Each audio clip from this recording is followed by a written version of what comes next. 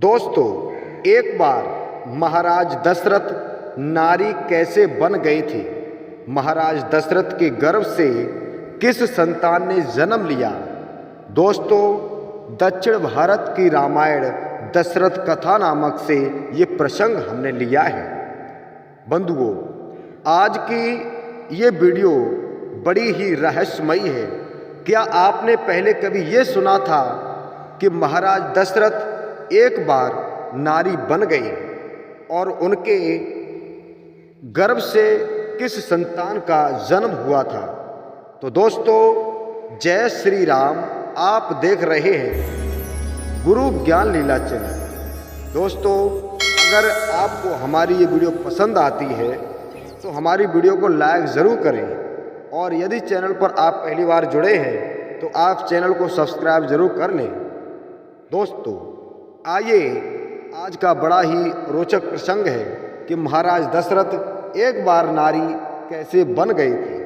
दोस्तों, इस वीडियो को आप पूरा ज़रूर देखें। ऐसा हुआ था दोस्तों कि एक बार महाराज दशरथ जंगल में शिकार खेलने के लिए गए। दोस्तों, राजा और महाराजाओं का ये नियम हुआ करता था, यदि जंगल में वो शिकार खेलने के लिए गए हैं, यदि उनको कोई शिकार नहीं मिलता था तो वो लौट करके नहीं आते थे।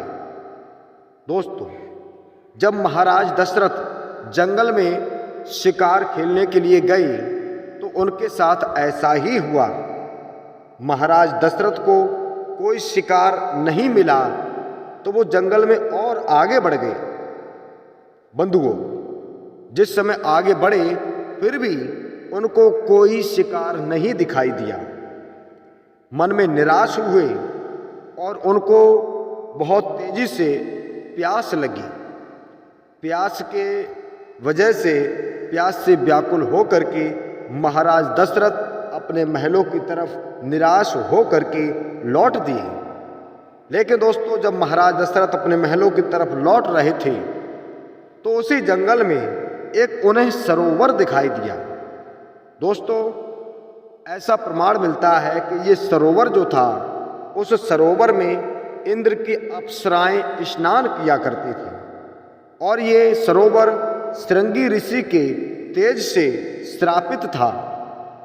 ऐसा माना जाता है यदि कोई प्राणी, कोई मनुष्य जो नर है, जो नर रूपी मनुष्य अगर इसमें स्नान कर लेता है या इस जल को पी लेता है तो वह नर से नारी बन जाएगा। यानी जो नर है वो नारी के रूप में परिवर्तित हो जाएगा। ये श्रृंगी ऋषि का श्राप लगा हुआ था, ऐसा समझ लीजिए। दोस्तों, उस सरोवर से कुछ ही दूरी पर श्रृंगी ऋषि का आश्रम था। महाराज दशरथ को बहुत तेजी से प्यास लगी थी, तो महाराज दशरथ को ये ज्ञात नहीं था कि इस जल में घुसने से, स्नान करने से या पीने से नर नारी बन जाएगा। उनको ये ज्ञात नहीं था, और प्यास की व्याकुलता को देख करके महाराज दशरथ पर नहीं रुका गया, और महाराज दशरथ ने उस जल को जैसे ही पिया तो महाराज दशरथ नर से नारी बन गए।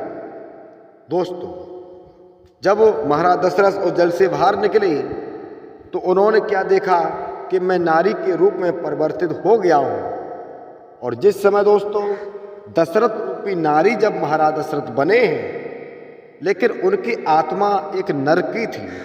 वो उन्हें सब कुछ ज्ञात था कि मैं महाराज दशरथ हूँ और अयोध्या का राजा हूँ, लेकिन अपने शरीर को देखा तो मन में सोचा कि मैं एक नारी बन गया हूँ। अब क्या करें? अगर नारी रूप में मैं अपने महलों में जाऊंगा तो प्रजा क्या कहेगी? यह सब कुछ सोचने के बाद महाराज दशरथ लौट करके अयोध्या यानी अपने महलों में नहीं गए। दोस्तों, और उसी समय अंग देश के राजा रोमपाद भी जंगल में शिकार खेलने के लिए गए थे। जब उन्होंने दशरथ रूपी नारी को देखा तो महाराज रोमपाद ने महाराज दशरथ से यानी दशरथ रूपी नारी से पूछा कि हे सुंदरी, आप कौन हैं और आप यहाँ क्या कर रही हो? आप तो परम सुंदरी हैं। ऐसा करो, आप हमारे साथ हमारे महलों में चलो और हमारी रानी बन करके रहो। महाराज दशरथ ने रोमपाद के ये शब्द सुने तो महाराज दशरथ सोचने लगे कि हमारे लिए यही उचित होगा। यदि कोई दूसरा राजा या कोई दूसरा व्यक्ति आ गया तो मुझे जबरदस्ती ले जाएगा और अपनी रानी बना लेगा। इससे अच्छा यही है कि हम इन्हीं के साथ चले जाएं जो कि सम्मान पूर्वक हमें ले जाना चाहते हैं। महाराज दशरथ ने तय किया और रोमपाद के साथ रोमपाद के राज्य के लिए चली गई अंग देश में। दोस्तों, महाराज दशरथ नारी के रूप में थे और अंग देश में महाराज रोमपाद के यहाँ पर जिस समय पहुँचे हैं तो उन्हीं के यहाँ रहने लगे। तो प्रमाण मिलता है कि महाराज दशरथ के गर्भ से, यानी महाराज दशरथ जो नारी के रूप में थे, उन्हीं के गर्भ से एक कन्या ने जन्म लिया था। और वो कन्या और कोई नहीं, वही थी जिसका नाम शांता था। उस कन्या का नाम शांता रखा गया। दोस्तों, इधर तो यही समय व्यतीत होने लगा, लगभग 1 वर्ष हो गया। इधर महाराज दशरथ की तीनों रानियां मन में विचार करने लगी कि महाराज दशरथ जंगल में शिकार खेलने के लिए गए थे, लेकिन वो अभी तक वापस लौट करके नहीं आए। तो उन्होंने गुरु वशिष्ठ जी को अपने पास बुलाया और गुरु वशिष्ठ जी से अपने मन की हर बात कही कि हो गुरुवर, हमारे पति देव महाराज दशरथ जंगल में शिकार खेलने के लिए गए थे, लेकिन गुरुजी आज 1 वर्ष लगभग हो गया, लेकिन वो लौट करके नहीं आए। इसका क्या कारण है? तो महाराज दशरथ तो उधर नारी बन गए थे, लेकिन गुरु वशिष्ठ जी ने तीनों रानियों के जिस समय शब्द सुने तो गुरु वशिष्ठ जी बड़े ही विद्वान और तपस्वी थे। उन्होंने सोचा कि अब क्या करें। उन्होंने ध्यान धर करके देखा तो वो समझ गए कुछ न कुछ अनहोनी हुई है। तब गुरु जी ने, यानी वशिष्ठ जी ने तीनों रानियों को धीरज बंधाया और सभी मंत्री गणों को इकट्ठा किया। और सबसे विद्वान मंत्री जो थे वो सुमंत जी थे। आर्य सुमंत जी को जिस समय बुलाया और ये कहा कि आप जाओ, महाराज दशरथ के घोड़े के जो पैर के निशान हैं उनके ढूंढते हुए आप ये पता लगा करके आओ कि इस समय महाराज दशरथ कहाँ हैं। जैसे ही गुरु वशिष्ठ जी की आज्ञा सुनी तो आर्य सुमंत जी चले हैं। घूमते घूमते जंगल में पहुँचे। खोज के जो निशान घोड़ों के पैरों के निशान थे, खोजते हुए उसी सरोवर के पास पहुँच गए। दोस्तों, उसके बाद में क्या देखा कि यहाँ तक तो घोड़े के निशान हैं, लेकिन आगे कोई खोज नहीं है। तो महाराज दशरथ के जो आर्य सुमंत मंत्री थे, वे सुमंत मंत्री बड़ा ही विद्वान थे और बड़ा ही ज्ञानी थे। वो समझ गए कि इस जंगल में, ये जंगल, इसमें ना कोई पक्षी है, ना कोई मनुष्य है, ना कोई जीव जंतु है।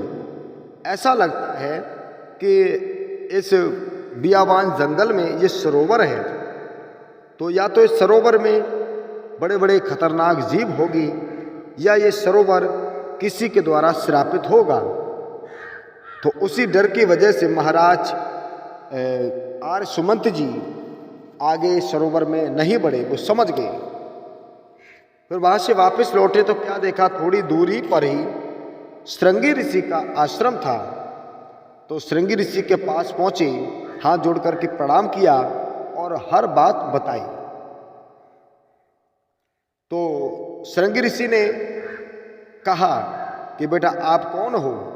तो उन्होंने बताया, मैं महाराज दशरथ का मंत्री हूँ, लेकिन प्रभु मैं इसलिए आया हूँ कि महाराज दशरथ जंगल में शिकार खेलने के लिए आए थे, लेकिन आज उनको 1 वर्ष हो गया, लौट करके नहीं गए। तो श्रृंगी ऋषि अपने तपोबल से ये बता देते हैं कि इस समय महाराज दशरथ एक नारी बन चुके हैं और वो अंग देश के राजा रोमपाद रोमपाद के यहाँ पर रह रहे हैं। तो इतने शब्द सुनने के बाद में आर्य सुमंत जी वहाँ से चले और अंगदेश्वर पहुँच गए। महाराज रोमपाद को जा कर के सारा जिक्र कह सुनाया कि महाराज आपके यहाँ पर ये जो आप नारी लेकर के आए हो ये महाराज दशरथ है, और महाराज दशरथ के ना होने की वजह से आज अयोध्या में अकाल सा पड़ गया है। प्रजा परेशान हो रही है क्योंकि वहाँ पर महाराज दशरथ नहीं रहे, प्रजा का राजा नहीं रहा। तो रोमपाद ने विनम्र निवेदन किया। उन्होंने कहा कि मुझे श्रृंगी ऋषि ने ये बताया है और उन्हीं के श्राप के कारण महाराज दशरथ ने जो सरोवर में जल पिया था और जल श्रापित था, तो इस कारण वो नर से नारी बन गए और आप उन्हें यहाँ पर ले आए। आपसे प्रार्थना है, आपसे निवेदन है कि महाराज दशरथ को आप छोड़ दें और हम उनको लेकर जाएं, जिससे हमारी प्रजा खुश रह सके। प्रजा की देख रेख करने के लिए महाराज दशरथ वहाँ पर नहीं है, सारी प्रजा महारानियाँ बहुत ही परेशान हो रही हैं। महाराज रोमपाद बड़े ही अच्छे दिल के व्यक्ति थे, तो उन्होंने आर्य सुमंत जी की बात को सुना तो उन्होंने कहा अच्छा ठीक है, आप इनको ले जाएं और हम भी आपके साथ ही चलते हैं। महाराज दशरथ को आर्य सुमंत जी लेकर के आए, कहाँ? श्रृंगी ऋषि के पास में, और श्रृंगी ऋषि से एक बात कही कि गुरुदेव आपके श्राप के कारण ही आज महाराज दशरथ एक नारी के रूप में परिवर्तित हो गए हैं। आप कुछ ऐसा उपाय करें जिसे पुनः अपने शरीर को प्राप्त कर सकें। श्रृंगी ऋषि ने इतने करुणा भरे आवाज़ सुनी आर्य सुमंत जी की, तो श्रृंगी ऋषि ने पूछा कि आप इनको जानते हो? महाराज दशरथ नारी के रूप में थे, तो महाराज दशरथ से ही पूछा कि आप इन्हें जानते हो? महाराज दशरथ ने कहा हाँ, ये हमारे आर्य सुमंत जी मंत्री हैं। तब श्रृंगी ऋषि का हृदय गदगद हो गया, मन में विचार किया कि एक राजा के ना होने की वजह से बेचारी प्रजा क्या करेगी। तब उन्होंने अंजलि में जल लिया और अपने मंत्रों का उच्चारण करके जिस समय उस जल को महाराज दशरथ के ऊपर छिड़क करके फेंका है, तो महाराज दशरथ दोबारा से एक नर योनि को प्राप्त हुई। दोस्तों, बड़ी हंसी खुशी के साथ लौट करके अयोध्या आ गए, और अयोध्या जब पहुँचे तो महाराज रोमपाद ने ये कहा था कि महाराज दशरथ कि आपकी ये कन्या है और आप इसको दूसरा नहीं समझे बल्कि अपनी ही पुत्री समझ करके इसके अच्छी तरीके से देखरेख करें, पालन पोषण करें। दोस्तों, तो ये थी आज की बड़ी ही महत्वपूर्ण और रहस्यमयी वीडियो। दोस्तों, महाराज दशरथ के अंश से कोई संतान नहीं हुई थी, क्योंकि दोस्तों ये वरदान रावण ने ब्रह्मा जी से पहले ही मांग लिया था। हालांकि बहुत सारे वरदान ब्रह्मा जी ने रावण को दिए थे, उनमें से रावण ने एक वरदान और भी मांगा था कि रावण के अंश से कोई संतान पैदा ना हो। तो दोस्तों, इस कारण से महाराज दशरथ के पुत्र नहीं हुआ था, क्योंकि पुत्र का ही वरदान रावण ने मांगा था। तो दोस्तों, ये थी आज की बड़ी ही इम्पोर्टेंट वीडियो। अगर दोस्तों ये वीडियो आपको अच्छी लगी तो वीडियो को लाइक जरूर करें और वीडियो को शेयर जरूर करें। चलिए दोस्तों, मिलेंगे कल एक नई वीडियो के साथ, तब तक जय श्री राम।